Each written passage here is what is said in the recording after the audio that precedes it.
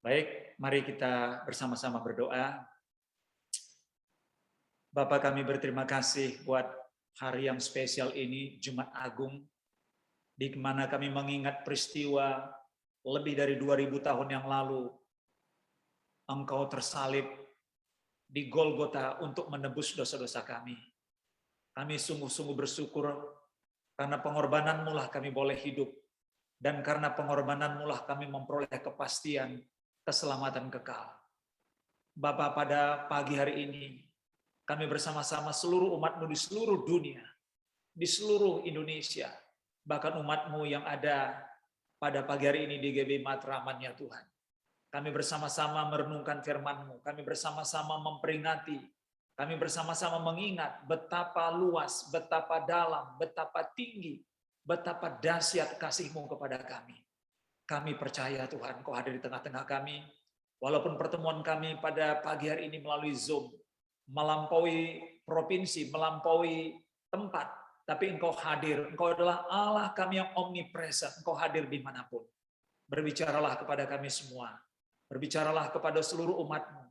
Dan kami berdoa pada pagi hari ini, yang sakit mengalami kesembuhan sempurna, yang mengalami pergumulan apapun bentuknya, Tuhan, Engkau menjamah dan memberikan kekuatan.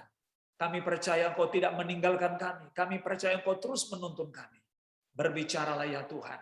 Hamba-Mu terbatas, tapi Engkau tidak terbatas. Semua kami pada pagi hari ini membuka hati kami. Roh Kudus Engkau berbicara, Roh Kudus Engkau menegur, mengingatkan kami. Dan kami percaya Tuhan, Engkau menuntun kami pada pagi hari ini. Selanjutnya nanti Tuhan, kami akan melaksanakan perjamuan kudus. Engkau juga menuntun, membimbing kami untuk mengingatkan kami betapa dahsyat kasih-Mu kepada kami. Terima kasih Tuhan, berbicaralah, hati kami terbuka. Di dalam berkat nama Tuhan Yesus Kristus kami berdoa. Sama-sama kita katakan, amin, amin, amin, amin. Salam semuanya, apakah suara saya cukup jelas? Oke, baik, terima kasih.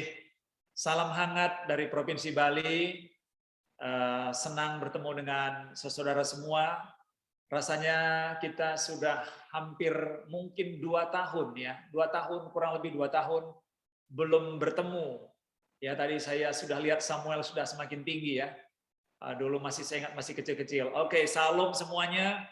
Baik, kita langsung saja masuk kepada firman Tuhan. Sekali lagi saya ucapkan selamat merayakan Jumat Agung, di mana nama Yesus ditinggikan, dipermuliakan, nama di atas segala nama. Dan di dalam nama itulah kita memperoleh kepastian keselamatan. Baik, mari kita akan masuk kepada kebenaran firman Tuhan. Sesi kita atau topik pada pagi hari ini dalam Jumat Agung 15 April, saya akan menyampaikan mengenai kuasa salib Yesus. Berbicara mengenai kuasa salib Yesus. Dan kita akan lihat bersama-sama sebentar dari Kolose pasal 2 ayat yang ke-14. Saya akan bacakan buat kita. Demikian firman Tuhan dalam Kolose pasal 2 ayat yang ke-14. Dengan menghapus surat hutang yang oleh ketentuan-ketentuan hukum mendakwa dan mengancam kita, dan itu ditiadakannya dengan memakukannya pada kayu salib.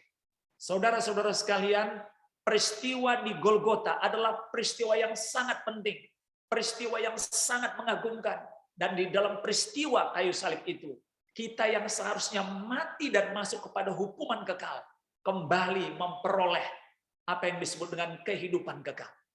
Saudara-saudara sekalian, melalui ayat ini kita bisa melihat seharusnya kita yang dihukum mati, seharusnya kita yang dihukum mengalami kematian kekal. Tapi kita melihat melalui kayu salib itu, Dia telah menghapus dosa kita. Dia telah menolong kita, memindahkan kita dari kematian kepada hidup yang kekal. Hari ini sebelum saya masuk pada kuasa salib Yesus, saya ingin menyampaikan kepada saudara seperti apa sebenarnya peristiwa salib itu. Apakah salib itu? Saudara-saudara sekalian, pada masa lalu peristiwa salib, orang yang digantung pada salib itu adalah orang yang betul-betul mengalami penghukuman yang paling mengerikan di dunia. Itu adalah hukuman yang sangat menyakitkan, yang tidak dapat dilukiskan dengan kata-kata. Mari kita lihat slide berikutnya.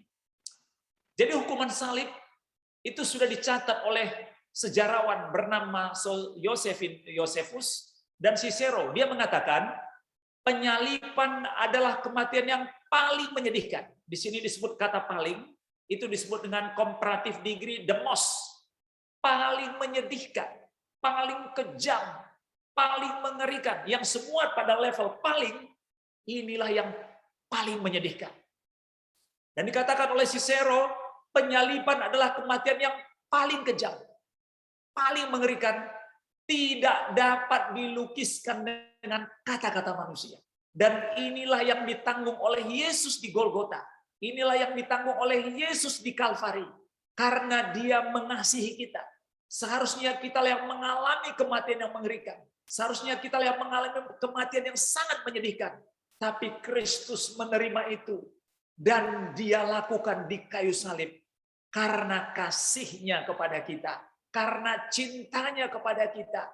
Karena begitu besar kasih Allah akan dunia ini. Sehingga Ia memberikan anaknya yang tunggal. Supaya barang siapa percaya kepada Dia. Memperoleh hidup yang kekal. Tidak binasa tapi memperoleh hidup yang kekal. Yohanes pasal 3 ayat yang ke-16. Mari kita lihat slide berikutnya. Saudara-saudara sekalian, penyalipan itu begitu hina dan mengerikan.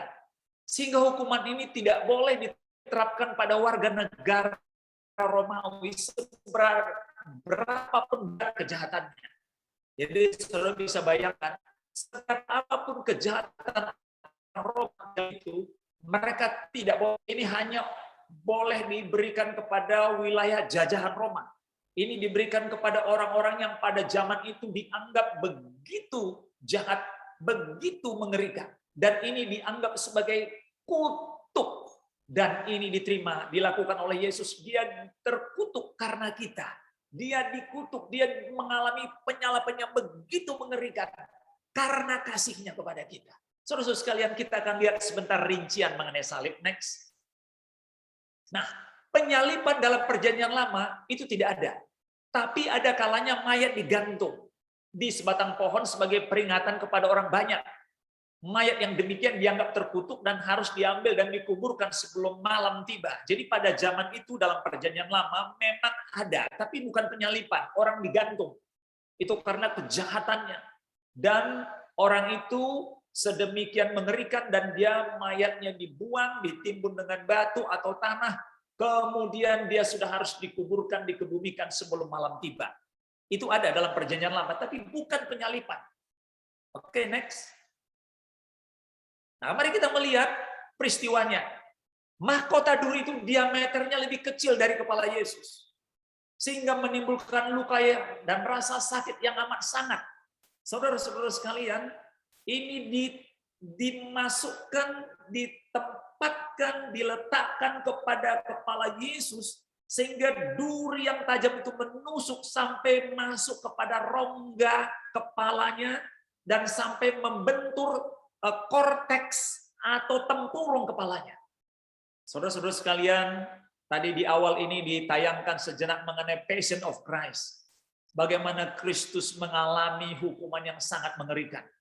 Saudara-saudara sekalian, tahukah saudara bahwa mahkota duri itu adalah lambang kemiskinan. Kristus sedemikian rupa dimiskinkan. Kristus sedemikian rupa diremehkan, dihinakan karena kita. Saudara-saudara bayangkan, bisa kita membayangkan sejenak peristiwa yang terjadi 2000 tahun yang lalu. Next. Saudara-saudara sekalian, kalau kita membaca dalam sejarah, orang yang akan disalib akan memikul salibnya sendiri. Saudara bisa bayangkan itu.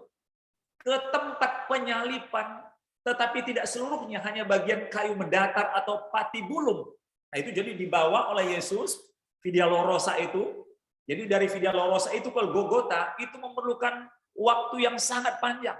Beberapa penafsir Alkitab mengatakan dia harus memikul salib itu kurang lebih sekitar 3-4 jam.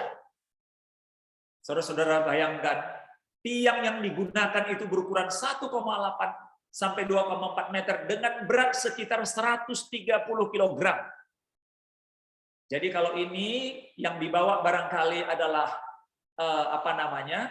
salibnya, dan bukan batangnya. Diperkirakan Yesus membawa kurang lebih sekitar di pundaknya itu mencapai kira-kira 60 sampai 70 kg. Saudara bisa bayangkan Yesus lapar, Yesus seharian tidak makan, Yesus sebagai manusia pada zaman itu sangat letih dan sudah mengalami hukuman yang sangat berat di depan Pontius Pilatus dan sudah mengalami pukulan dan tidak tidur semalaman, harus membawa salib ini ke Golgota. Next. Dan kemudian ditulis di situ, Yesus orang Nazaret, raja orang Yahudi. Saudara bisa bayangkan ini sebuah kalimat kata-kata yang dihujat, yang disampaikan kepada Yesus. Next. Ini saudara lihat adalah cambuk. Cambuk ini saya tidak tulis kata-katanya, tapi ini seperti mata kail pancing, seperti ini. Jadi kalau dipukul atau dicambuk ke tubuh Yesus, maka dagingnya terkelupas. Itu kalau kita lihat tadi di film The Passion of Christ, tubuh Yesus itu tercabik-cabik. Tubuh Yesus itu terurai sedemikian rupa sehingga dia mengeluarkan darah yang sangat banyak. Dan saya jujur mengatakan kepada saudara, ketika kita melihat The Passion of Christ, itu begitu mengerikan. Tapi tahukah saudara, apa yang dialami oleh Yesus di Golgota tidak sebanding dengan film The Passion of Christ. Jauh lebih mengerikan dari film yang kita tonton. Next. Ini ada 4 macam bentuk salib pada zaman dulu. Yang pertama, crux simplex. Crux simplex ini membuat rongga dada tertarik ke bawah. Ini hukuman yang sangat berat. Jadi rongga dada itu tertarik ke bawah dan ditahan oleh kaki, dan ini membuat orang segera dalam waktu dekat kehabisan darah dan meninggal. Oke, next. Ini namanya crux commissa. Ini dia duduk, kemudian ditahan oleh kakinya, saudara perhatikan, dan saudara perhatikan ini sakitnya luar biasa. Karena apa? Lututnya dan pinggangnya menahan berat badannya. Oke, next. Ini disebut dengan crux decussata. Ini kedua kakinya melingkar, kemudian dibentuk dalam seperti silang. Dan ini juga sangat menyakitkan pada bagian pinggang. Next.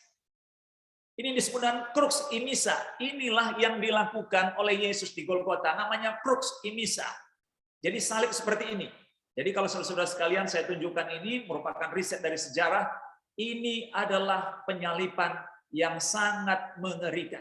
Dan melalui penyalipan inilah Yesus kita mendengar berseru, ya Bapa, mengapa engkau meninggalkan aku? Next. Dan kita bisa melihat ukuran paku ini diperkirakan 6-8 inci yang ditancapkan pada tangan dan pada kaki Yesus. Next.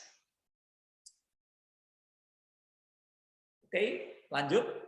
Nah, bagian yang berikut ini ketika dia disalib, saudara bisa bayangkan, maka gambar di sebelah kiri, sebelah kanan, ya itu tadi begini ya, gambar sebelah kanan ini, tapi yang di sebelah kiri saudara lihat, akhirnya paru-paru, rongga paru-paru itu terpecah atau terputus, terurai, sehingga mempercepat kematiannya.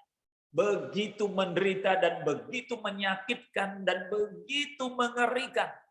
Sulit kita membayangkan apa yang dialami oleh Yesus karena penderitaannya begitu mengerikan. Next. Saudara-saudara sekalian, di kayu salib itulah Yesus berkata, Matius pasal 27 ayat 46, kira-kira jam 3 berserulah Yesus dengan suara nyaring, Eli, Eli, lama sabatani. Artinya, Allahku, Allahku, mengapa engkau meninggalkan aku? Inilah peristiwa yang sangat mengerikan ketika kegelapan tiba, maka Yesus berteriak, Eli, Eli, lama sabatani. Kristus ditinggalkan. Karena seluruh dosa manusia ditimpakan, kata Yesus. Maka Allah membalikkan wajahnya. Tidak sanggup melihat putranya yang menderita sedemikian rupa. Saudara-saudara sekalian, peristiwa salib adalah peristiwa yang sangat penting. Peristiwa yang tidak boleh dianggap remeh. Inilah peristiwa di mana kita sebagai manusia yang berdosa telah diselesaikan semua dosa-dosa kita. Dan oleh salib itu, kita memiliki jalan kepada Bapa. Itulah sebabnya dikatakan dalam Yohanes pasal 14 ayat 6. Akulah jalan, kebenaran, dan hidup. Tidak seorang pun sampai kepada Bapa kalau tidak melalui aku, kata Yesus. Next, mari kita lihat pada bagian yang berikut. Nah, saya akan masuk di sini. Saya hari ini akan bicara 4 kuasa salib. Saya akan diskusikan, akan bicarakan kepada saudara. Salib pada masa lalu dianggap sebagai kebodohan. Salib dianggap sebagai sebuah kehinaan. Salib dianggap sebagai sebuah sesuatu yang mengerikan. Tapi bagi kita, sekali lagi saya ulang, bagi kita umat Tuhan, kuasa salib itulah yang membuat kita layak di hadapan Tuhan. Mari kita lihat 4 poin. Poin yang pertama, mari kita lihat. Dalam 2 Korintus pasal yang kelima, ini pasal yang kelima ayat yang ke-12, nanti saudara tambahkan di situ. Dia yang tidak mengenal dosa telah dibuatnya menjadi dosa karena kita, supaya dalam dia kita dibenarkan oleh Allah. Saudara bisa bayangkan, ya, kalau bukan karena salib, kita tidak pernah dibenarkan. Kalau bukan karena salib, kita tidak pernah dilayakkan oleh Tuhan. Hanya karena salib. Saudara-saudara sekalian, dia yang tidak mengenal dosa telah dibuatnya menjadi dosa karena kita, supaya dalam dia kita dibenarkan oleh Allah. Jadi poin yang pertama kuasa salib, itu adalah dibenarkan oleh Allah. Coba saudara bayangkan siapa kita ini. Bagaimana mungkin Tuhan membenarkan kita? Bagaimana Tuhan bisa melayakkan kita? Tuhan melayakkan kita karena salib. Karena pengorbanan Kristus. Dan karena salib itulah kita dibenarkan oleh Allah. Dan pembenaran oleh Allah bukan pada masa yang akan datang. Tapi pada masa kini ketika kita menerima dia sebagai Tuhan dan Juru Selamat, maka kita dibenarkan oleh Allah. Maka hari ini saudara-saudara sekalian, semua saudara yang hadir di dalam ibadah ini sudah dibenarkan oleh Allah. Tapi kerap kali kita mendengar suara yang berkata kepada kita, kamu kan orang berdosa, kamu kan orang yang salah, kamu tidak mungkin mengalami kemajuan, kamu tidak akan mungkin mengalami terobosan. Hari ini saya mau mengatakan kepada saudara, kuasa kasih Kristus melalui kuasa salib itu kita dibenarkan, kita dilayakkan, kita diangkat menjadi anak-anak Allah. Mari kita lihat bagian yang kedua. Bagian yang kedua dalam Efesus pasal 1 ayat yang ke-7. Sebab di dalam dia dan oleh darahnya kita beroleh penebusan, yaitu pengampunan dosa. Menurut kekayaan kasih karunia-Nya. Jadi kalau bagian yang pertama tadi kita dibenarkan, bagian yang kedua pengampunan dosa. Apakah dosa saudara hari ini? Mungkin saudara ada dosa benci, dendam. Mungkin saudara mengalami apa yang disebut dengan sakit hati. Saya hari ini mengatakan kepada saudara, ketika saudara sakit hati kepada seseorang, saudara doakan orang itu dan lepaskan pengampunan. Tahukah saudara, ketika Yesus disalib di Golgota, kalimat ini dia ucapkan, Bapa, ampunilah mereka, karena mereka tidak tahu apa yang mereka perbuat. Yesus sendiri ketika mengalami penderitaan yang begitu berat melepaskan pengampunan. Ampunilah mereka Bapa, karena mereka tidak tahu apa yang mereka perbuat. Itulah sebabnya sebelum kita melaksanakan perjamuan kudus pada pagi hari ini, saya mendorong saudara semua melepaskan pengampunan. Kalau kita mengampuni orang lain, maka Tuhan pun mengampuni kita. Tapi kalau kita tidak bisa mengampuni orang lain, maka Tuhan pun tidak mengampuni dosa kita. Saudara-saudara sekalian, saudara perhatikan ayat ini, sebab di dalam dia dan oleh darahnya kita beroleh penebusan, yaitu pengampunan dosa. Jadi saudara melihat darah Kristus begitu mahal. Darah itu hanya dicurahkan bukan siapa-siapa, tapi buat kita, buat manusia yang berdosa ini. Saudara-saudara sekalian, pengampunan dosa adalah peristiwa yang sangat dahsyat, di mana kita memperoleh kepastian, kemenangan, memperoleh kepastian, keselamatan. Itu sebabnya kekristenan ini bukan semoga. Anak-anak Tuhan tidak mengatakan semoga selamat, semoga masuk surga, semoga. Tidak ada kata semoga. Yang ada adalah kepastian. Itulah sebabnya dikatakan dalam Efesus pasal 1 ayat 7, sebab di dalam dia dan oleh darahnya kita beroleh penebusan, yaitu pengampunan dosa. Saudara-saudara sekalian, tahukah saudara dosa? Dosa itu kalau saya sebutkan adalah dalam bahasa Hamertia, artinya berbalik. Tapi saya beritahu, dosa itu adalah kejijikan bagi Tuhan.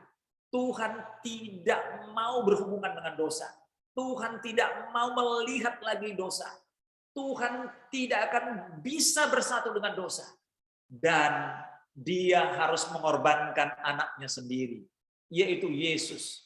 Dan melalui darah itulah dosa-dosa kita ditebus. Dan melalui darah itulah kita diterima kembali sebagai anak-anaknya.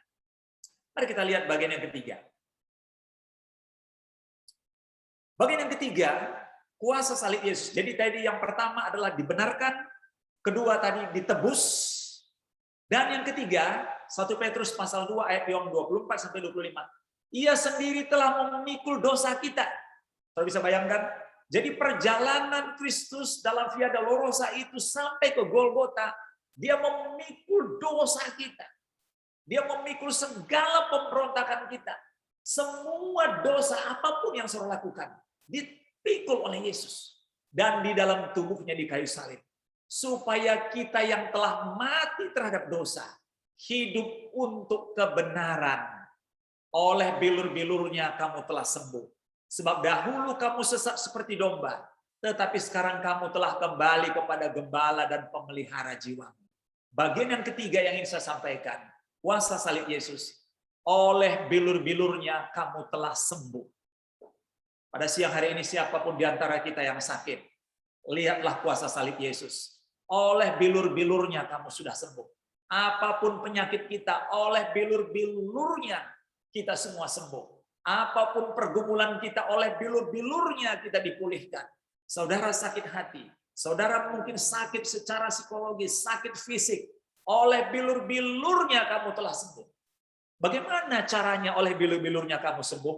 Yaitu pada waktu kita mengakui, pada waktu kita menerima kuasa salib Yesus. Itulah sebabnya pada siang ini kita mau berkata, Tuhan, aku hanya layak oleh karena kasih-Mu. Hanya karena pengorbananmu di Golgota. Dan hanya oleh karena kasih-Mu di Golgota, maka aku dilayakkan. Saudara mungkin pada hari ini ada yang sakit berkata, Yesus, pagi ini aku mau memperoleh kesembuhan. Aku menerima darah-Mu. Aku menerima pengampunan, menerima kasih-Mu. Dan aku percaya sungguh-sungguh, oleh bilur-bilur-Mu, aku disembuhkan.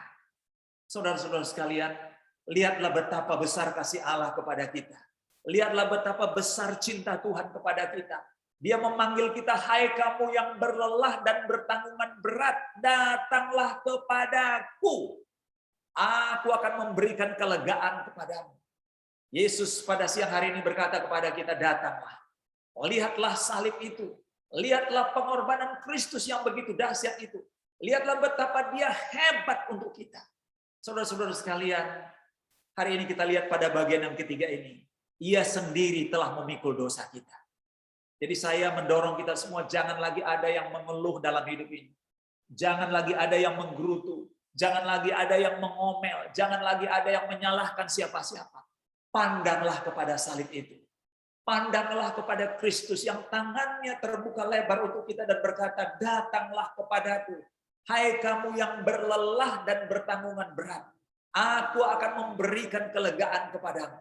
Dan saudara lihat dikatakan, ia mati terhadap dosa, hidup untuk kebenaran. Itulah sebabnya hari ini mari kita hidup untuk kebenaran. Mari mulai pada hari ini tanggal 15 April kita hidup untuk kebenaran. Siapakah kebenaran itu? Kristus. Hidup untuk Kristus. Artinya hidup untuk kebenaran. Sekali lagi saya ulang. Hidup untuk kebenaran. Artinya hidup untuk Kristus. Hidup yang mempermuliakan Tuhan. Dan oleh bilur-bilurnya kamu telah sembuh. Amin Bapak Ibu sekalian.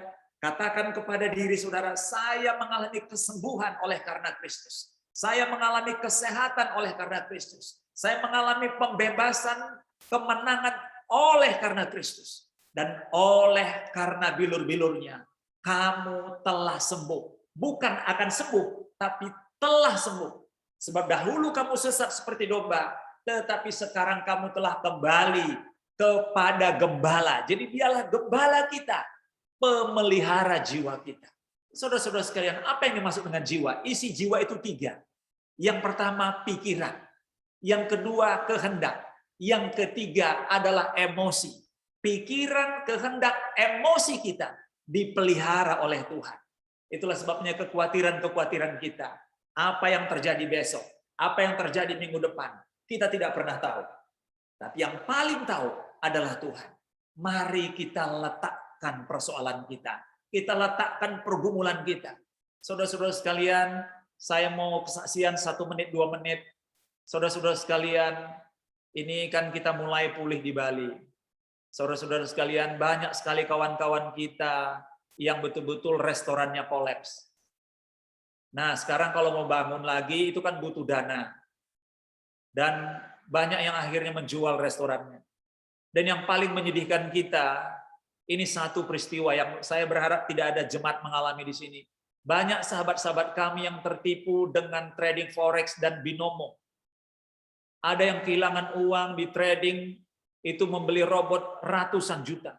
Bahkan ada yang kehilangan uangnya 3 miliar, 1 miliar, 500 juta. Saudara-saudara sekalian, kita sangat sedih.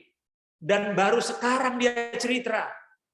Saya bilang kenapa? Karena dia bilang waktu itu kita khawatir uang kita khawatir hidup kita. Bagaimana caranya untuk mendapatkan uang cepat? Saudara-saudara sekalian, dalam hidup ini tidak ada cara untuk mencari uang cepat. Yang adalah proses. Saya mendorong pada saudara, bekerjalah melalui proses. Jangan bekerja dengan cara yang tidak benar. Saya berdoa dan saya minta tolong jangan bermain judi di trading, jangan bermain judi di forex. Banyak sekali yang kehilangan uang, bahkan sampai mereka harus bertengkar dan nyaris bercerai suami istri karena uang. Saya minta tolong tidak ada di antara kita di sini yang sampai kena persoalan-persoalan ini. Di satu sisi banyak yang sekarang menggerutu. Kenapa Tuhan tidak menolong saya? Ya bagaimana? Dia habiskan uangnya di forex, di trading dan beli robot, ya. Tidak ada ya jemaat di sini yang beli robot ya. Pak Yoyong jangan beli robot. Ya. Jangan main-main. Banyak yang mengalami pergumulan. Tapi sekali lagi saya sampaikan kepada mereka, kamu harus minta ampun kepada Tuhan. Ya. Membawa persembahan ke gereja dia hitung-hitungan. Membawa perpuluhan dia hitung-hitungan. Tapi untuk membawa hal-hal yang seperti itu kepada orang yang menawarkan dia tidak hitung-hitungan. Semua kolaps. Dan saya prihatin, ada beberapa sahabat saya, pendeta juga sampai kolaps keuangannya. Saya berharap tidak ada yang terlibat. Saudara lihat dalam ayat ini. Kamu telah kembali kepada gembala, pemelihara jiwamu. Saudara-saudara sekalian, mari hari ini kita datang kepada dia. Karena dialah pemelihara jiwa kita. Saya yakin 100% saudara tidak akan mati kelaparan. Tidak akan mati kekurangan. Karena Bapa kita, dia Tuhan kita memelihara jiwa kita. Itulah sebabnya dia kita sebut dengan Aba Bapa. Aba artinya sumber. Yesus Kristuslah sumber hidup kita. Dialah sumber segala-galanya. Dialah pemelihara jiwa kita. Bagian yang terakhir. Nomor 4. Mari kita lihat. Bagian yang keempat. Jadi tadi yang pertama, kita bisa melihat dia yang membenarkan kita, mengampuni dosa-dosa kita. Yang ketiga, dia menyembuhkan kita. Bagian yang keempat, ini yang paling penting. Sesudah Yesus minum anggur asam itu, dan dia berkata, saya haus, berkatalah ia, sudah selesai. Tahukah saudara, waktu kalimat ini dikatakan sudah selesai, maka tirai di bait Allah itu terbelah 2. Tirai di bait Allah itu terbelah 2. Orang pada masa lalu, pada zaman perjanjian lama, kalau masuk ke dalam kemah Maha Suci, Bapak Ibu sekalian, itu 1 tahun sekali. Itu pun yang bisa masuk hanya imam besar. Jadi bisa saudara bayangkan, 1 tahun 1 kali baru bisa masuk kemah Maha Suci. Itu pun imam besar. Dan imam besar itu pun kalau dia masuk, nanti kalau saudara belajar mengenai perjanjian lama, itu pinggangnya harus diikat dan ada bunyi seperti lonceng. Kalau saudara pernah tahu lonceng es krim, seperti itu, ting ting ting ting ting gitu bunyinya. Dan kalau imam itu mati, tidak boleh masuk ke dalam, dia ditarik dengan tali. Tapi saudara perhatikan ayat Yohanes pasal 19 ayat 30 ini. Sesudah minum anggur asam itu berkatalah ia sudah selesai. Tahukah saudara, dosa-dosa kita dilunasi oleh Kristus. Dan ketika dia katakan sudah selesai, tirai di bait Allah itu terbelah dua, dan kita sekarang bisa menghadap Tuhan kapanpun. Kita tidak perlu menghadap Tuhan 1 tahun sekali. Anytime, anywhere, setiap menit, setiap jam, setiap hari, kita bisa datang kepada Tuhan. Hebat sekali kasih Tuhan. Dia telah membuka lebar jalan untuk kita temui kepada Dia. Itulah sebabnya saya mendorong saudara sekalian, jangan pernah bangun pagi kalau belum saudara berdoa.